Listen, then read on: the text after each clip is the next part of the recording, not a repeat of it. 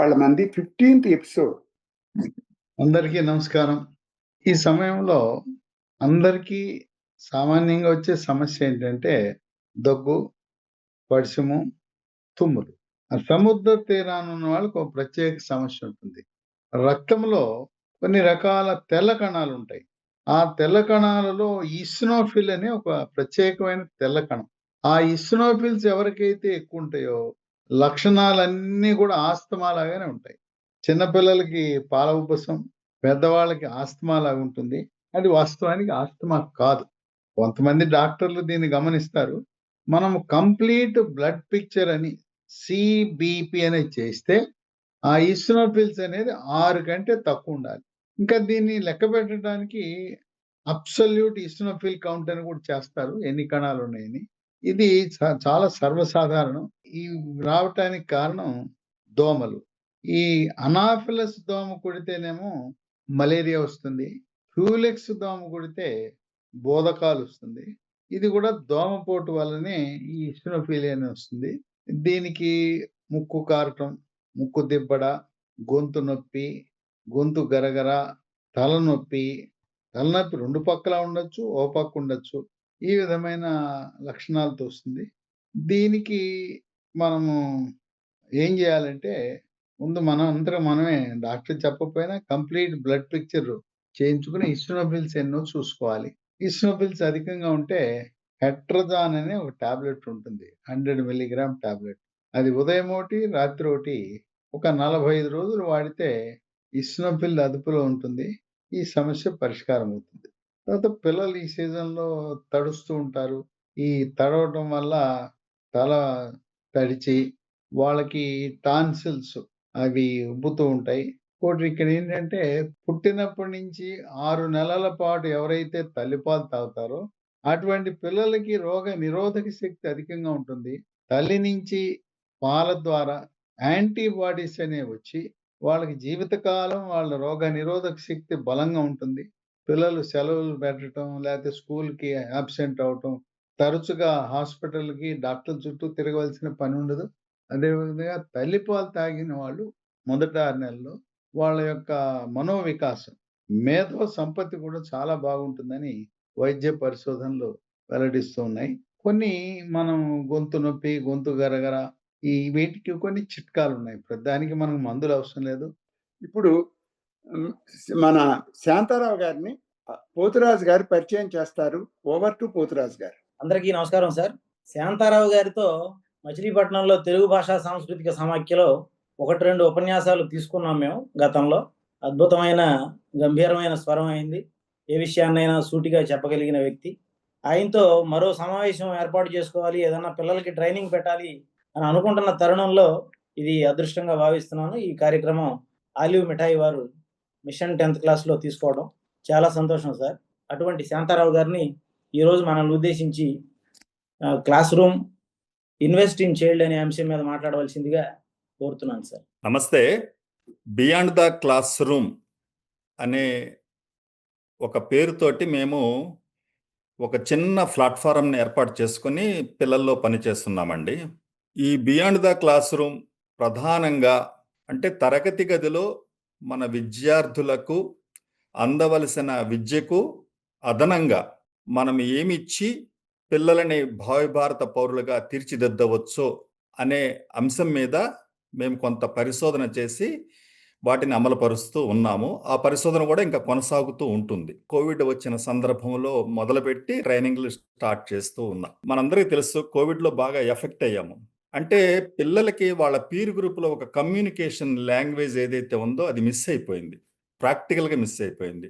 ఆ సందర్భంలో కోవిడ్ తర్వాత రివైవ్ అయిన తర్వాత పిల్లలలో చాలా ఒక ప్యానిక్ ఒక పక్కన ఉంటే కొంతమందిలో హైపర్ యాక్టివిటీ ఒకటి స్టార్ట్ అయింది.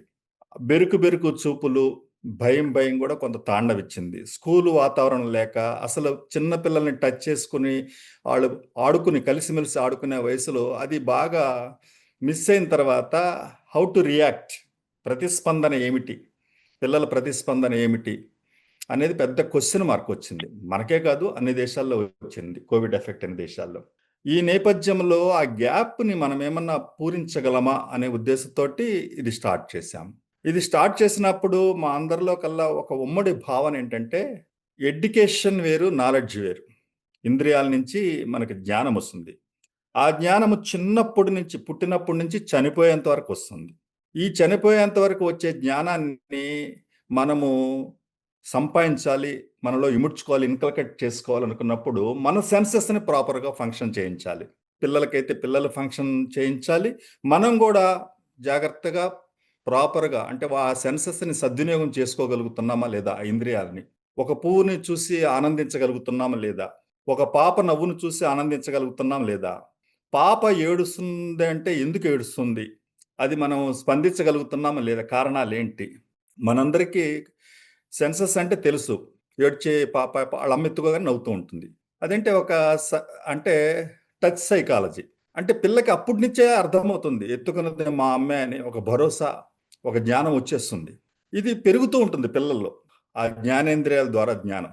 అందుకనే వాళ్ళలో ఒక నిష్కల్మషమైన భావనతోటి పిల్లలు రకరకాల ఆటలు ఆడుతుంటుంటారు.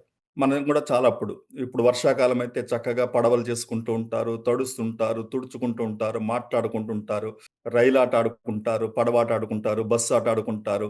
ఇవన్నీ చూస్తున్నప్పుడు వాళ్ళు మైండ్‌కి, యాక్షన్‌కి అద్భుతమైన కనెక్షన్ ఉంటుంది. వీటిల్ని పసిగట్టగలగాలి.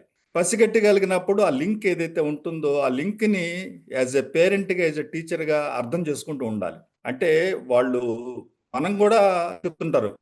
అంటే తాత ఎట్లా నడుస్తాడురా అంటే, ఒక రకంగా ఇమిటేట్ చేసి నడుస్తాడు ఒంగుని అట్లా అట్లా. నానమ్మ ఎట్లా మాట్లాడుతుందిరా అంటే, మాట్లాడే పద్ధతులు కూడా చూపిస్తుంటారు. అదంతా ఒక నాలెడ్జ్‌లో ఎక్వైర్ చేసుకునే భాగమే అదంతాను. ఆటల్లో గాని, వాటిల్లో గాని. వీటన్నిటిని కాన్షియస్‌గా మనము పేరెంట్స్‌ని ఎలా దాన్ని పసిగట్టి వాళ్ళని ఇంప్రూవ్ చేసే పద్ధతిలో చేయించవచ్చా? చేయించలేమా? అనేదొచ్చినప్పుడు చేయించాలి కంపల్సరీగా. అంటే వాళ్ళేదైతే మర్చిపోతున్నారో, స్పందించలేకపోతున్నారో, జడత్వంలో కూరుకుపోతున్నారో, అప్పుడు ఈ సెన్సెస్‌నన్నిటిని ప్రాపర్‌గా ఫంక్షన్ చేయించడం ఎట్లా? దీన్ని తీసుకొని ఒక education through theatre, teaching through theatre అంటే రంగస్థల మాధ్యమం ద్వారా విద్యా బోధన. ఇది స్కాండినేషియా కంట్రీస్‌లో, జపాన్‌లో, తర్వాత ఎంఐటీ లేకపోతే నాసా ఇటువంటి చోట్ల గూడా ఇప్పుడు థియేటర్ నాలెడ్జ్‌ని పనిగట్టుకు నేర్పుతున్నారు పెద్ద పెద్ద వాళ్ళకి గూడా. ఎందుకంటే హౌ టు రియాక్ట్ ఎలా స్పందించాలి హృదయ స్పందన అనేది. ఐఐటీల్లో కూడా ఏర్పాటు చేస్తున్నారు. ఎందుకంటే ఒక మానవీయ స్పర్శ ఉంటుంది. మానవీయ కోణం ఉంటుంది. ఒక జాలి, ఒక దయ. అవి లేకపోతే మనిషి అటు మెకనైజేషన్‌గా అయిపోవటానికి అవకాశం ఉంటుంది. ఇప్పుడు భౌతిక పరిస్థితులు ఎలా ఉన్నవి అంటే, చదువుకున్న వాళ్ళని గూడా చాలా ఒక రకమైన ఏమంటామో ఒక భ్రాంతిలోకి నెట్టేస్తున్నాయి. ఆర్టిఫిషియల్ ఇంటెలిజెన్స్ వచ్చేస్తుంది. ఇక మనిషి అనేవాడు ఇర్రెలెవెంట్. అస్తిత్వాన్నే కోల్పోతాడు అని ఒక పక్కన వచ్చేస్తుంది. ఈ జాబ్‌లన్నీ పోతాయి. అవన్నీ పోతాయి. ఇవన్నీ పోతాయి అని చెప్తున్నారు. చాలా నిరాశ, నిస్పృహలు వెళ్ళిపోతారు. అది గనక వచ్చేస్తే ఇక నేనేంటి? నేను చదువుకున్నదేంటి? నేనేం పని చేయాలి? అన్నీ ఆర్టిఫిషియల్ ఇంటెలిజెన్సే చేస్తే మరి నేనెట్లా? ఈ మధ్యన కేరళలో గూడా ఒక సర్వే జేశారు. అంటే పిల్లల తోటి మీకు టీచర్ వచ్చి పాఠం చెప్తే బావుంటుందా? ఒక రోబో వచ్చి పాఠం చెప్తే బావుంటుందా? అని అడిగారు. అందరూ గూడా 100% టీచరే వచ్చి మాకు పాఠం చెప్పాలి రోబో వద్దన్నారు. ఎందుకంటే రోబోలో ఫీలింగ్స్ ఉండవు. అవి ఏదో చెప్పుద్ది. మాట్లాడాలంటే ఒక ఆకారంగా మాట్లాడుతుంటుంది. కానీ ఆ ఎక్స్‌ప్రెషన్స్ ఆ భావోద్వేగాలతో ఎలా కనెక్ట్ అవ్వాలి? ఎందుకంటే live experience is much more better any experience కంటే గూడా. అందువల్ల మనిషి యంత్రాన్ని ఉపయోగించుకోవాలే తప్ప యంత్రంగా మారిపోకూడదు. ఇది ఒక మెయిన్ పాఠం మా బియాండ్ ద క్లాస్ రూమ్‌లో. నువ్వు ఏదైనా ఉపయోగించుకో. విజువల్ మీడియా ఏదైనా గానీ, కానీ నువ్వు గూడా దాంతో కనెక్ట్ అయ్యి పిల్లలకి మరింత విపులీకరించి చెప్పే విధంగా, అర్థమయించే విధంగా, వంట పట్టించే విధంగా చెప్పాలి. ఇప్పుడు లడ్డు తీయగా ఉండును. లడ్డు టేస్టీగానే ఉంటుంది. దాని వలన ఏమవుతుంది అంటే అర్థమైనా, అర్థం కాకపోయినా, అనుభూతి చెందినా, చెందకపోయినా ఒక బట్టి పట్టేసి మార్కుల కోసం, ర్యాంకుల కోసం ఒక చదివే టీచర్స్ సెంటర్డ్ ఎడ్యుకేషన్ నడుస్తుంది మనకిప్పుడు. దాన్ని బద్దలు కొట్టకపోతే పిల్లల వికాసంలోకి వెళ్ళలేరు. అందువల్ల మేమేమంటున్నామంటే ప్రతిదాన్ని గూడా ఒక అనుభూతి చెందే విధంగా, అర్థమయ్యి అనుభూతి చెందే విధంగా క్లాస్ బుక్ లెసన్స్‌ని టీచర్ మార్చాల్సి ఉంటుంది. వరల్డ్ హెల్త్ ఆర్గనైజేషన్ ఏం చెప్తుంది? పిల్లవాళ్ళు ఏ ఖండంలో ఉన్న, ఏ దేశంలో ఉన్నా అంటే ఫిజికల్గా చక్కగా ఎదగాలి, భౌతికంగా బాగా తినాలి, ఆరోగ్యంగా ఉండాలి, పౌష్టికాహారం తీసుకోవాలి, ఆటలాడాలి, పాటలు పాడాలి. రెండో విషయం ఏం చెప్తుంది? మానసిక ఆరోగ్యం. ఒక సైకలాజికల్ ఎక్సర్సైజ్ చేయాలి. మానసిక ఆరోగ్యం, విశ్లేషణ. This is the era of analysis. ఒక కథ బాగుంది, సినిమా బాగుంది, పాఠం బాగుందంటే కాదు, ఎందుకు బాగుంది, ఆ పాఠంలో ఎక్కడ నువ్వు కనెక్ట్ అయ్యావు, ఏమి నచ్చింది నీకు, ఏ భావన నిన్ను పక్కకు తీసుకెళ్ళింది. ఒక విజ్ఞానంతో పాటు ఒక మానవీయ కోణం ఏమన్నా ఉందా, అందులో జాలి ఉన్నదా, దయ్యం ఉన్నదా? సైకలాజికల్ ఎక్సర్సైజ్ అనేది మన క్లాస్ రూమ్లో జరగదు ఈ దేనికిను. అంటే ఒక పువ్వు అంటే ఇష్టమన్నా, అమ్మ అంటే ఇష్టమన్నా, ఎందుకు ఇష్టమో ఒక 2-3 వాక్యాలన్నా చెప్పగలగాలగా? చెప్పలేరు. అమ్మంటే అందరికి ఇష్టమే, కానీ ఎందుకు ఇష్టమో నువ్వు చెప్పగలవా, మాట్లాడగలవా? మాట్లాడించడం కానీ, వాళ్ళ చేత రాయించడం కానీ, వాళ్ళతోటి దాన్ని డిస్కోర్స్ చర్చించడం కానీ జరగదు. అది మిస్ అయిపోతుంది.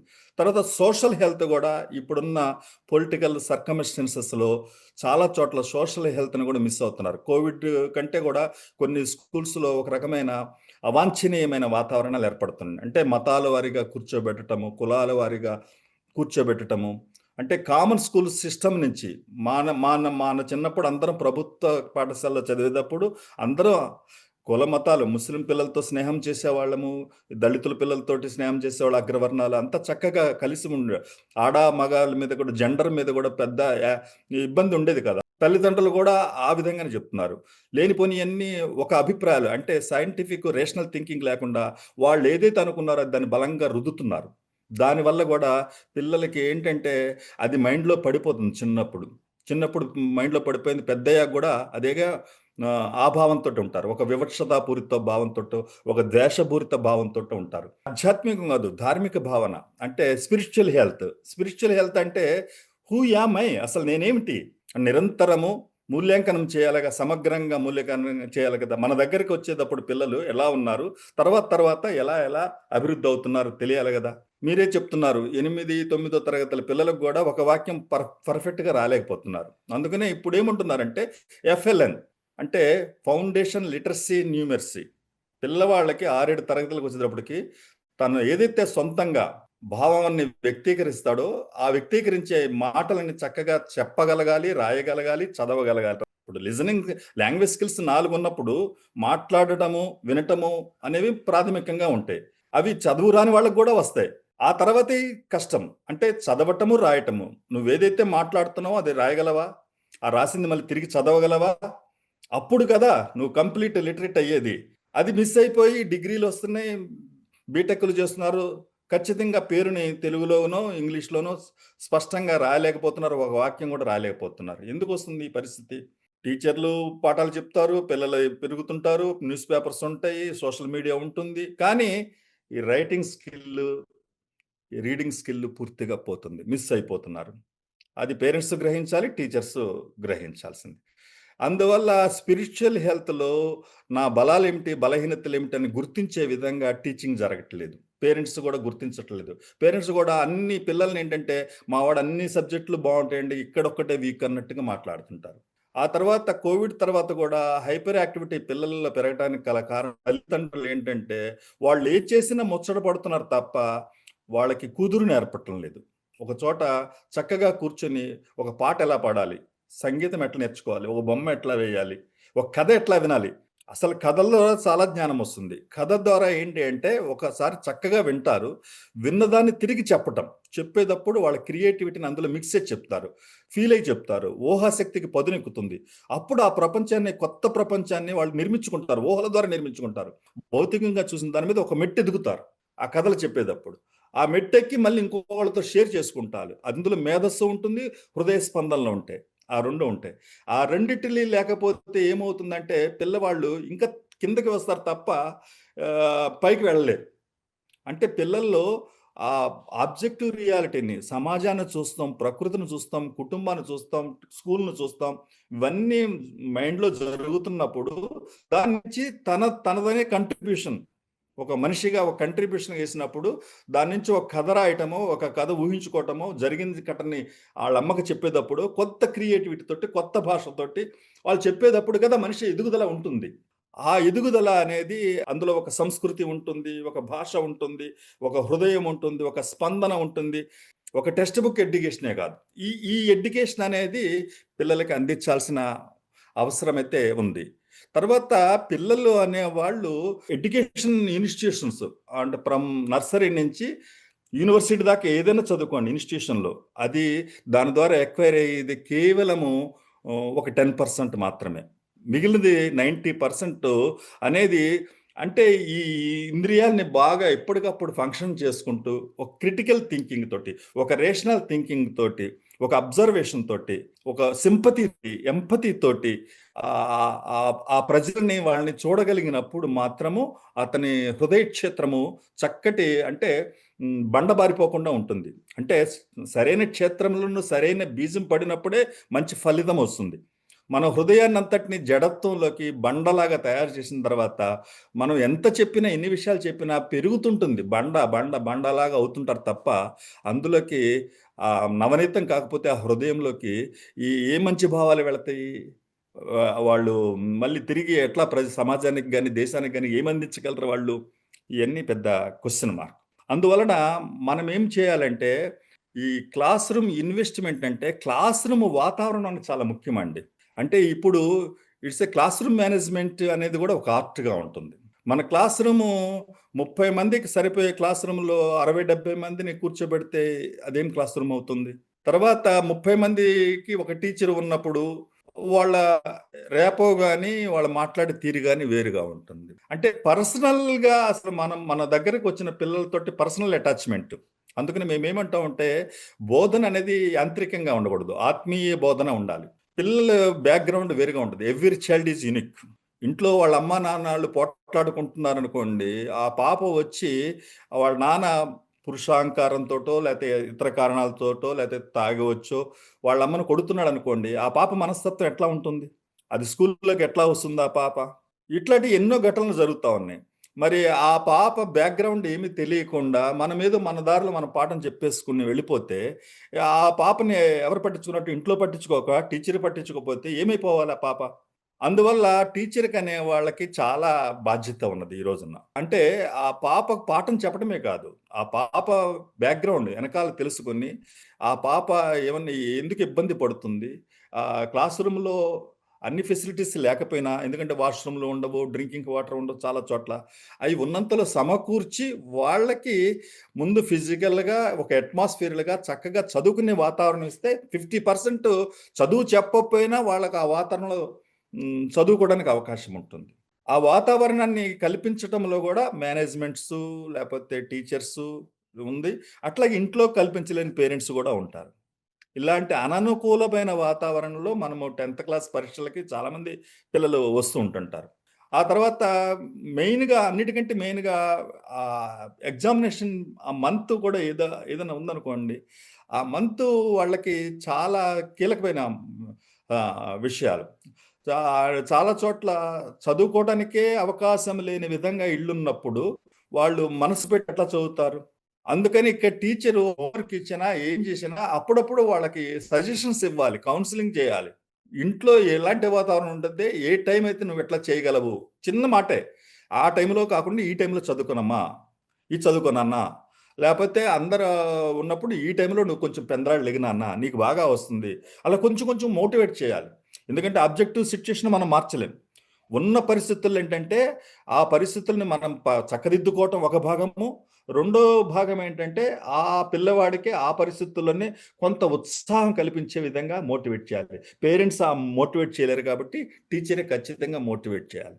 చాలా ప్రేమతో మోటివేట్ చేస్తే, అది చాలా గొప్ప రిజల్ట్ వస్తుంది. సమగ్రంగా డెవలప్ కావాలి పిల్లవాళ్ళు. ఒకే యాంగిల్‌లోనే నేను ఐఐటీ లేపోతే నేను సాఫ్ట్‌వేర్ ఇంజినీర్ అవుతాను, లేకపోతే డాక్టర్‌నవుతాను, ఇంజినీర్ అవుతాను అవ్వండి. కానీ ఆహ్, మనం బ్రతికేది ఒక సమాజంలో, ఒక ప్రకృతిలో. ఆ ప్రకృతికి, ఆ సమాజానికి నీ కంట్రిబ్యూషన్ ఏంటిది? రైతు గురించి ఒక పాజిటివ్‌గా చెప్పాలిగా.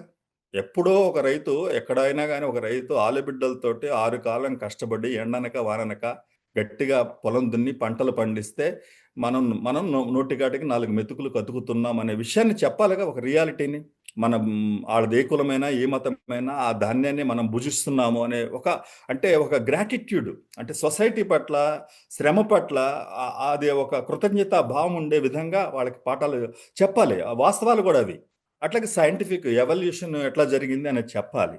ఆ మౌలికమైన ఆ విషయాలు చెప్పకుండా అబద్ధాలతోటి, అసత్యాలతోటి ఎయ్యో పాఠాలు అట్టట్ట చేసేసి మార్కుల కోసం చేసేస్తామంటే ఫౌండేషన్ ఎట్లా వస్తుంది పిల్లలు? ప్రకృతిని ఎందుకంటే దేశము ప్రకృతి వాళ్ళది, భవిష్యత్తు వాళ్ళది కాబట్టి వాళ్ళని ఆ దేశాన్ని ఆ ప్రకృతిని పరిరక్షించుకునే విధంగా వాళ్ళు ఒక స్ట్రగుల్ చేయాలి. వాళ్ళు ఆ స్ట్రగుల్ చేయాలంటే ఇన్పుట్ బాగుండాలి. ఇన్పుట్ అంటే ఒక రేషనల్ థింకింగ్ ఉండాలి. ఏది ఎందుకు జరుగుతుంది ఆ కారణాలు తెలుసుకోవాలి. తెలుసుకున్నప్పుడు అతనిలో ఒక పట్టుదల, ఒక స్పిరిట్, ఒక ఉత్తేజము కలుగుతుంది. ఆ కాంప్రహెన్సివ్ డెవలప్మెంట్ కావాలి. రెండోది ఇన్క్లూజివ్ డెవలప్మెంట్, సమ్మిళిత అభివృద్ధి అంటున్నాం. సమ్మిళిత అభివృద్ధి అనుకున్నప్పుడు అందరినీ హక్కును చేర్చుకోవాలి, irrespective of caste and reality, religion, gender ఇవన్నీ లేకుండా హ్యాండిక్యాప్డ్ పిల్లల్ని కూడాను, అంటే వాళ్ళ అంగవికలైనా వాళ్ళకు కూడా పార్టిసిపేట్ రైట్ ఉంది. అన్నిటిలో ఆటల్లో పాల్గొనడం, చదువులు పాల్గొనడం అనేది వాళ్ళ పట్ల ఒక సానుభూతి, ఒక ఎంపతి, ఒక సింపతి ఉండే విధంగా వాళ్ళందరినీ కలుపుకొని వీళ్ళంతా మనవాళ్లే, నా తమ్ముళ్ళే, నా సోదరులే, నా అక్కలు, నా చెల్లెలు అనే ఫీలింగ్ లాగా ఒకటి తీసుకుని వచ్చినప్పుడే ఆ ఇన్క్లూజివ్ డెవలప్మెంట్ జరుగుతుంది. ఫ్యామిలీలో కూడా అది రిఫ్లెక్ట్ అవుతుంది. ఇదంతా మా కుటుంబం, మా అమ్మ, మా నాన్న, ఆ గౌరవం వస్తుంది. అదేమీ లేకుండా రాదు. అంటే ఒక సోషల్ బాండేజ్, ఒక హ్యుమానిటీ బాండేజ్, అంటే మనుషుల స్వభావంగానే ఒక షేరింగ్, అంటే పంచుకునేది, ఒక కేరింగ్, పట్టించుకోవటం ఉంటుంది. అట్లాగే ఒక రేరింగ్, ఒకరినొకరు పెద్దవాళ్ళు చిన్నవాళ్ళకి ఒక దారి చూపటం, ఓదార్చటం, చక్క నుండి అన్ని విషయాలు చెప్పుకోవటం, అది పెంపకం, సాకటం. ఇవన్నీ అన్ని పక్షులు, జంతువులు చేసినట్టే మనుషులు కూడా చక్కగా చేస్తుంటారు, ఇంకా వివేచనతో చేస్తుంటారు.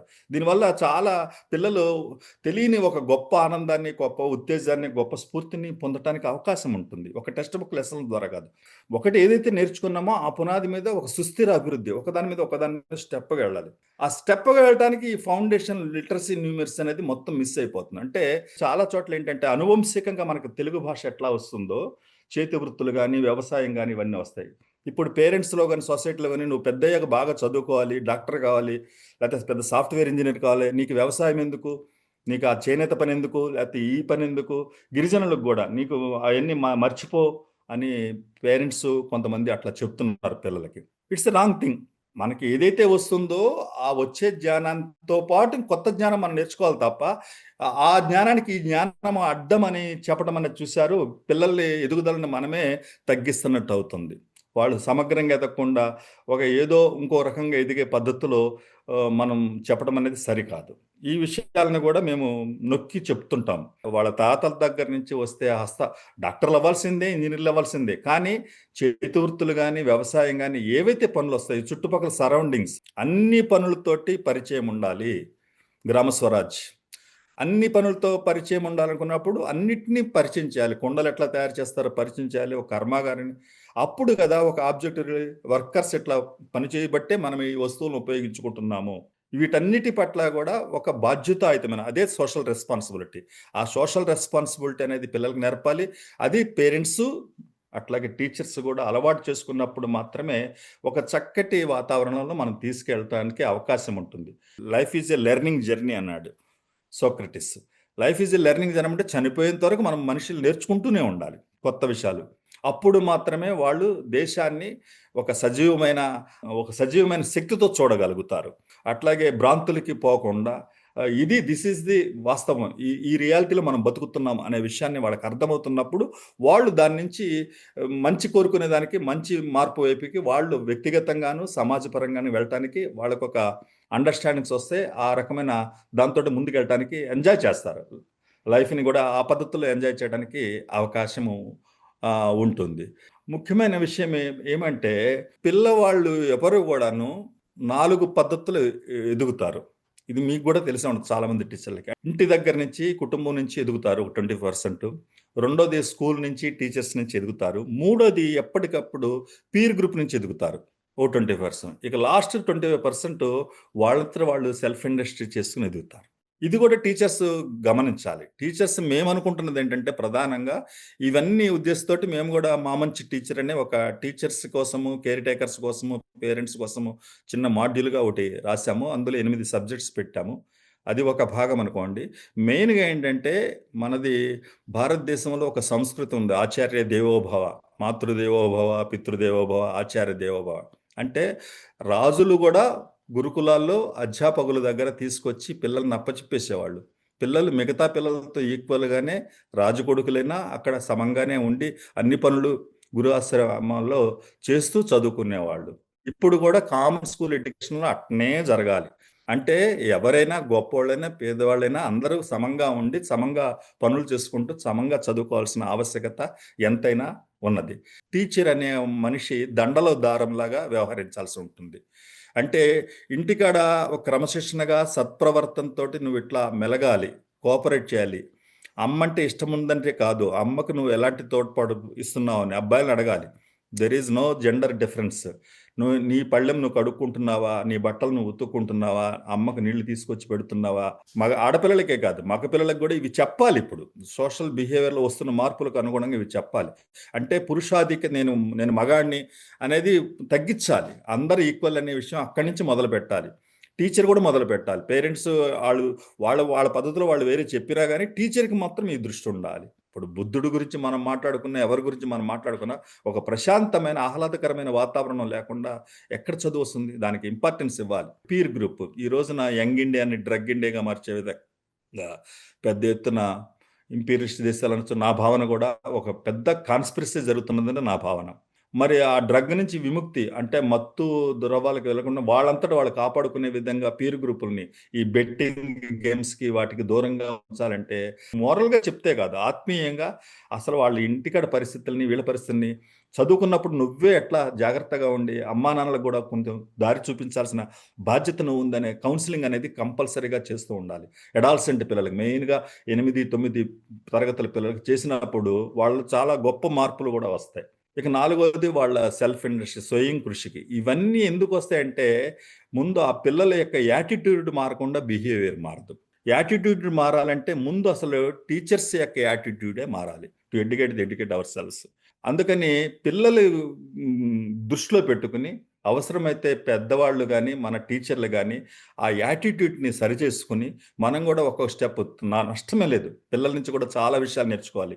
పిల్లల్ని ఆత్మీయంగా ఒక బోధన చెప్పటము. మనకి ఎంత తెలిస్తే అంతవరకు. తెలియకపోతే తెలీదు. తెల్లారి కనుక్కొచ్చి మనం చెప్పొచ్చు. మనకు అన్నీ ఎవరికి అన్నీ తెలిసుంటేనే కాదు. ఒక్కొక్కళ్ళు ఒక్కో దాంట్లో చాలా గొప్పగా ఉంటారు. ఒక్కోసారి తెలియకపోవచ్చు కూడా చాలా విషయాలు. అందువల్ల మనకు తెలిసిందే వాళ్ళ మీద రుద్దాలి అనేది ఎక్కువగా నడుస్తది. అది తప్పది. అల్టిమేట్‌గా ఏంటంటే సెల్ఫ్ కాన్ఫిడెన్స్‌ని పిల్లలకి బిల్డప్ చేయాలి. 10th క్లాస్ ఎగ్జామ్ అనేది ఒక చిన్న పార్ట్. లైఫ్‌లో చాలా వెరీ, వెరీ స్మాల్ పార్ట్. ఒకసారి ఫెయిల్ అయిపోయినా తప్పేమీ లేదు. ప్రమిళ థాపర్ అన్నట్టు మొక్క సజీవంగా ఎదిగే విధంగా మనం ఏంటంటే చీడపీడల నుంచి తప్పించి నీళ్లు పోసి అది స్వేచ్ఛగా ఎదగాలి. బోన్సాయిగా మొక్కలను ఎదిగించకూడదు ఎప్పుడును. బోన్సాయి మొక్కలుగా స్వేచ్ఛగా ఎదిగే విధంగా ఉన్నప్పుడే దాన్ని కల్చర్ అంటారు. అంటే అగ్రికల్చర్ నుంచి కల్చర్. మన పిల్లలు కూడా ఆ విధంగా స్వేచ్ఛగా ఎదిగే విధంగా ఆహ్లాదకరమైన వాతావరణాన్ని సృష్టించటం, ఏర్పాటు చేయటము, ఆ టీచర్స్‌ది, తరగతి గదులది, స్కూలు మేనేజ్మెంట్స్‌ది, హెచ్ఎమ్స్‌ది, పేరెంట్స్ అందరిది ఉంటుంది. ఆ క్రమంలో మేము కూడా మాకు బియాండ్ ద క్లాస్ రూమ్ అనే ఒక టీమ్ అనేది ఈ టీచర్లకి ట్రైనింగ్ ఇస్తూ మాడ్యూల్ రాసుకొని ఇంకా కొత్త కొత్త విషయాలు కొత్తగా ఏ సమస్య వస్తున్నాయో వాటిని కూడా ఎట్లా కంబాట్ చేయాలి, పిల్లలకి ఎలాంటి వాతావరణం కల్పించాలి, లవ్ రీడింగ్‌ని ఎట్లా అలవాటు చేయాలి. తర్వాత ఇంకా కొన్ని కథల వర్క్‌షాప్స్, కార్యశాలలు ఎట్లా నేర్పించాలి, థియేటర్ వర్క్‌షాప్స్, అట్లాగే షార్ట్ ఫిల్మ్స్ వస్తున్నాయి. అవి కూడా ప్రాపర్‌గా కొంచెం మెసేజ్ ఓరియెంటెడ్‌గా ఎట్లా నిర్మించవచ్చు, వీటన్నిటి మీద కొంత కృషి చేస్తూ ఉన్నాము. ఈ కృషిలో నా వంతు సహకారం మన వాళ్ళకి ఎవరికైనా కావాలనుకున్నప్పుడు నా టైమ్స్‌ని బట్టి నేను ఇవ్వడానికి సిద్ధంగా ఉన్నాను. ఇంకేదన్నా మీరు అడిగితే నేను చెప్తాను. Thank you very much. మరొకసారి మీ అందరికి నమస్కారాలు తెలియజేస్తూ. చాలా చాలా సంతోషం శాంతారాం గారు. వచ్చే వారం 16ది అది ఒక హెడ్ మిస్ట్రెస్ మేడంతో ప్రపోజ్ చేశాము. ఆవిడ అనుమతి చెప్పారు. వివరాలు 2, 3 రోజుల్లో తెలియపరుస్తాం. ఇదే రకంగా ఈ ప్రోగ్రామ్‌ని మీ అందరూ ఆదరించాలని మనసారా కోరుకుంటూ శాంతారావు గారికి మరొక్క దడవ హృదయపూర్వక ధన్యవాదాలు తెలియజేస్తూ నమస్కారాలండి. సెలవు తీసుకుంటున్నాం.